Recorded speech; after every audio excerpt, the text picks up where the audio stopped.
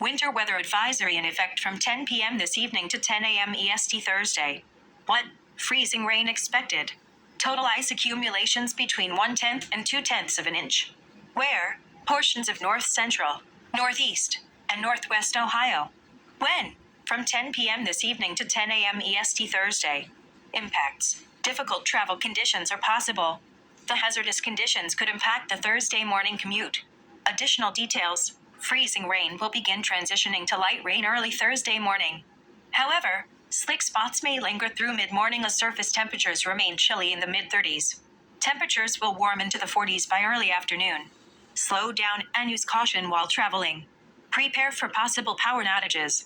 The Ohio Department of Transportation and Ohio Turnpike and Infrastructure Commission strongly encourage motorists to heed all travel restrictions and delay unnecessary travel.